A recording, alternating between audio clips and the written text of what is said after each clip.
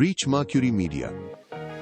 For all kinds of digital media production works, our professional team will create the best output. Consult with us today.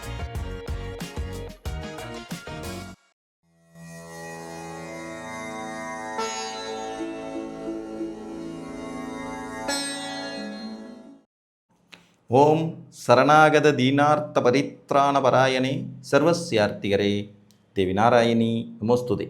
வணக்கம் நேயர்களே, இது மகாலட்சுமி ஜோதிடம் வழங்கும் காலச்சக்கரம். உங்கள் அன்பு ஜோதிடர் ஸ்ரீராம்ஜி பேசுகிறேன். அனைவரும் நலமுடன் இருக்கிறீர்களா? நன்றாகத்தான் இருப்பீர்கள், நன்றாக இருக்க வேண்டும். இன்றைய காணொளியில் நாம் காண இருப்பது கோடீஸ்வர கணவர் யோகம் யாருக்கு? இதுதான் தலைப்பு. திருமணம் முடிந்த பின்பு வாழ்க்கையில் பெரும் வசதி வாய்ப்புகளை அனுபவிக்கும் யோக்கியதை கொண்ட பெண்கள் ஜாதகம். அதாவது திருமணத்தின் மூலமாகவே அவங்க திருமணத்துக்கு முன்னாடி சாதாரணமான ஒரு குடும்பத்தில் பிறந்திருப்பாங்க, ஒரு டிகிரி படிச்சிருப்பாங்க, ஏதோ ஒரு வேலைக்கு போயிட்டுருப்பாங்க. பட் இவங்களுக்கு மேரேஜுன்னு ஒன்று ஆன உடனே படன்னு வாழ்க்கையில் பார்த்திங்கன்னா சொந்த வீடு, காரு, வசதி வாய்ப்புன்னு எல்லாமே கணவர் மூலமாக அமையப்பெறும். அதுக்கு தகுந்த மாதிரியான கோடீஸ்வர யோகம் கொண்ட கணவர் அமையும் யோகிதைகள். அது எந்த ஜாதகங்களுக்கு எந்த பெண்கள் ஜாதகத்தில் இருக்கும் அப்படிங்கிறத பார்க்கலாம். பொதுவாக பெண்களோட ஜாதகத்தில் 8ஆம் அதிபதி அப்படின்னு சொல்லக்கூடிய கிரகம் அதிகமான வலிமையோடு சுப வலிமையோடு இருந்தால் திருமணத்துக்கு பிறகு பொருளாதார வளர்ச்சிங்கிறது கண்டிப்பாக இருக்கும். ஏன்னா 7ஆம் இடத்தின் தனஸ்தானம் தான் 8ஆம் இடம். 7ஆம் இடத்தின் தனஸ்தானம். அதே மாதிரி 5ஆம் அதிபதிங்கிறவர் அதிக வலிமையோடு இருந்தாலும் கணவரின் லாபஸ்தானம் அப்படிங்கிற 11ஆம் அதிபதியாக அவர் வர்றதுனால 5ஆம் அதிபதி நல்ல பவர்ஃபுல்லாக இருந்தாலும் திருமணத்துக்கு பிறகு நல்ல வசதி வாய்ப்பான வாழ்க்கையை அனுபவிக்கிற யோகிதைகள் உண்டாகும். ஸோ இந்த 2 பாயிண்ட்டும் எப்போவுமே ஞாபகத்தில் வச்சுக்கலாம். உங்கள் பெண்களுடைய லக்னம், பெண் ஜாதகம் லக்னத்துக்கு 5ஆம் அதிபதி பவர்ஃபுல்லாக இருந்தாலும் 8ஆம் அதிபதி பவர்ஃபுல்லாக நல்ல சுப கிரகங்களின் தொடர்புகளோடு இருந்தாலும் கண்டிப்பாக இந்த மாதிரியான பெண்கள் ஜாதகம் திருமணத்துக்கு பிறகு பொருளாதார ரீதியான வளர்ச்சியை கோடீஸ்வர யோகமுள்ள கணவரை அடையும் பாக்கியதைகள் கொண்டவையாக இருக்கும். இதில் இன்னொரு சூட்சம் என்னென்னா, இவங்க கல்யாணம் பண்ணும்போது உங்கள் கணவர் கோடீஸ்வரராக இருக்கணும்னு அவசியம் இல்லை.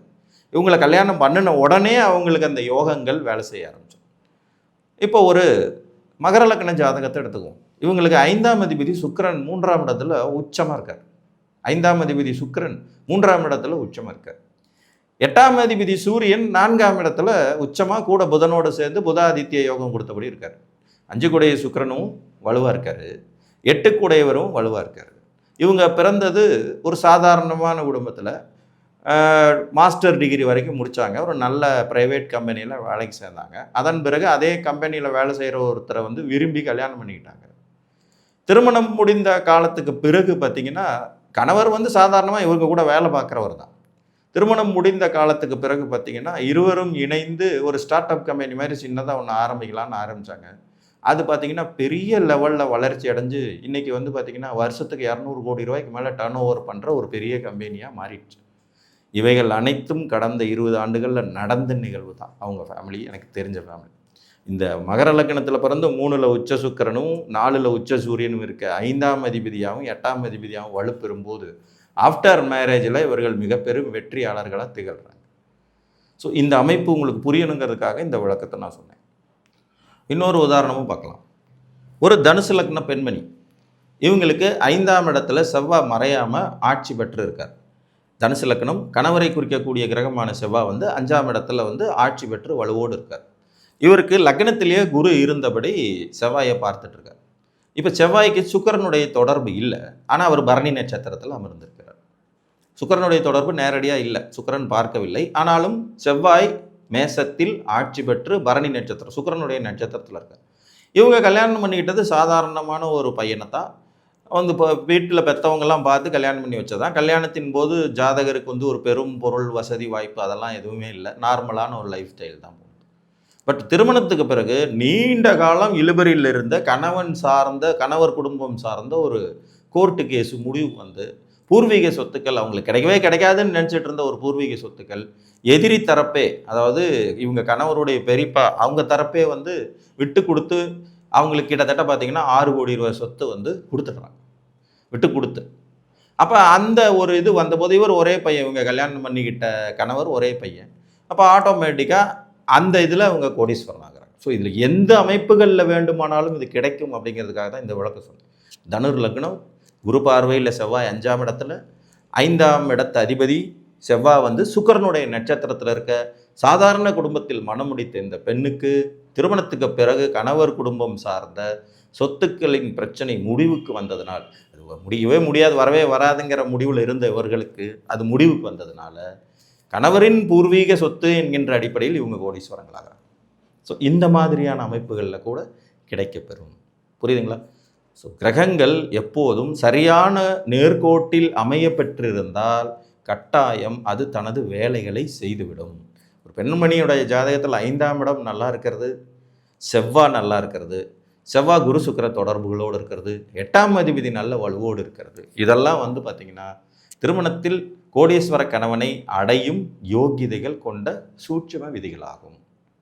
ஸோ ஒரு பெண்ணின் ஜாதகத்தில் 8ஆம் அதிபதி வலுவோடு இருப்பது, 5ஆம் அதிபதி வலுவோடு இருப்பது திருமணத்துக்கு பிறகு கணவனை உயர்த்தி தானும் ஒரு கோடீஸ்வர வாழ்க்கையை வாழும் யோகிதை உடையது. இல்லைன்னா சில இதில் வந்து கோடீஸ்வர குடும்பமே வந்து இவங்களுக்கு சம்மந்தம் பண்ணிடுவாங்க. அந்த மாதிரியான ஒரு அமைப்புகள்லையும் சொந்தம் விட்டு போயிடக்கூடாதுங்கிற மாதிரி வர்றதுலையோ, அல்லது காதல் திருமணத்தின் மூலமாக வர்றதுலையோ, அல்லது இப்போ பையனோட ஜாதகத்தில் வந்து திருமணமே ஆக மாட்டேங்குது, காலதாமதம் ஆகிட்டு இருக்குங்கிற மாதிரியான அமைப்புலையோ, இல்லை பையனுக்கு வந்து ஒரு மேரேஜ் தோத்துடுச்சு, செகண்ட் மேரேஜுக்கு பார்க்குறோம், பொண்ணு ஃபர்ஸ்ட் மேரேஜ் ஓகேன்னு சொன்னால் நாங்கள் கட்டிக்கிறோம்னு சொல்லி அந்த மாதிரி வசதி வாய்ப்புகள்லையும் ஏதோ ஒரு வகையில் பொருளாதாரம் மிக பெரும் வளர்ச்சி அடையும் யோகிதை கொடுக்கும். இது ஒரு விதி. இன்னொரு விதி, கணவனை குறிக்கும் கிரகம் செவ்வாய். எந்த ஒரு பெண்ணுடைய ஜாதகத்தில் செவ்வாய் லக்னத்திற்கு மறையாமல், அதாவது 6, 8, 12 மாதிரியான மறைவு ஸ்தானங்களுக்கு போகாமல் ஆட்சி உச்சம் மூலத்திரிகோண வலுவோடு 2 இயற்கை சுவர்களான குரு சுக்கிரன் தொடர்பையும் பெற்று இருந்தார்கள் என்றால் இவர்களும் திருமணத்துக்கு பிறகு கோடீஸ்வர வாழ்க்கை, கோடீஸ்வர கணவனை அடையும் யோகிதை கொண்டவங்களாக இருப்பாங்க. செவ்வாய் வந்து பவரில் இருக்கணும், ப்ளஸ் அவரோட 2 சுவர்கள் தொடர்பு இருக்கணும். குரு சுக்கிரன் 2 பேரோட தொடர்பு இருக்கணும். இதில் வந்து குருவோட வீட்டில் சுக்கிரனோட தொடர்பு வந்தாலும் ஓகே தான், சுக்கிரனோட வீட்டில் குருவோட தொடர்பு வந்தாலும் ஓகே தான். இது 2 அமைப்பும் எடுத்துக்கொள்ளும் அமைப்பு கொண்டவை. புரிஞ்சிச்சிங்களா? ஒரு உதாரணம் சொல்கிறேன். ஒரு சிம்ம லக்ன பெண்மணி, 4, 9 கூடைய செவ்வாய் 10ஆம் இடத்துல சுக்கிரனுடைய வீட்டில் திக்பலம். இதில் சுக்கிரன் 9ல். ஸோ இது ஒரு பரிவர்த்தனை யோகமும் வேறு. அதனால் இவருக்கு சுக்கிரனுடைய தொடர்பு நேச்சுரலாகவே கிடைச்சிடுது.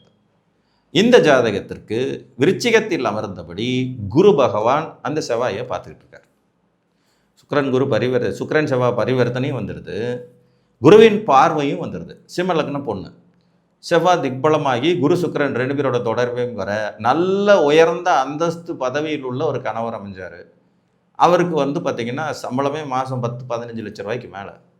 ஆல்ரெடி அவர் வந்து நிறைய முதலீடுகள் பண்ணி, இன்வெஸ்ட்மெண்ட் பண்ணி, இடங்களில், கோல்டில், பாண்டில், ஷேர் மார்க்கெட்டில் முதலீடு பண்ணி பெரும் பணம் சேர்த்து கொண்டிருந்த ஒரு நபர். திருமணத்துக்கு பிறகு 4-5 வருஷத்தில் பார்த்திங்கன்னா கோடீஸ்வர வாழ்க்கை, பெரும் அளவில் பொருள் சேர்த்து செட்டில் ஆகிவிட்ட ஒரு ஜாதக அமைப்பு.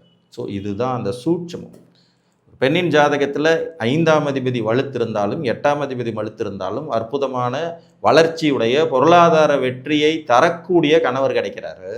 அதே மாதிரி செவ்வாய் ஆட்சி உச்சம் மூலத்திரிகோண வலுவோடு குரு சுக்கிரனுடைய தொடர்பை பெறும்போது, குரு சுக்கிரன் பார்த்தாலும் இணைந்திருந்தாலும் அவர்களுடைய வீடுகளில் இருந்து இன்னொருவர் தொடர்புக்கு வந்தாலும் இந்த கோடீஸ்வர யோக கணவன் அமையும் வாய்ப்புகள் உண்டு. ஸோ இந்த 2 விதிகளில் ஏதேனும் ஒரு விதி உங்கள் ஜாதகத்தில் இருந்தாலும் அல்லது 2 விதியுமே இருந்தாலும் திருமணத்துக்கு பிறகு கட்டாயம் இப்படிப்பட்ட பெண்ணின் ஜாதகம் உயர் வசதி வாய்ப்புகள் கொண்ட வாழ்க்கையை கணவரின் மூலமாக, ஒன்று கணவருடைய பூர்வீக சொத்துக்கள் சம்பாத்திய வலிமையினால் இருக்கலாம், அல்லது கணவரே பெரும் அளவு தொழில் செஞ்சு வெற்றி பெறும் யோகிதையின் மூலமாகவும் கிடைக்கலாம்.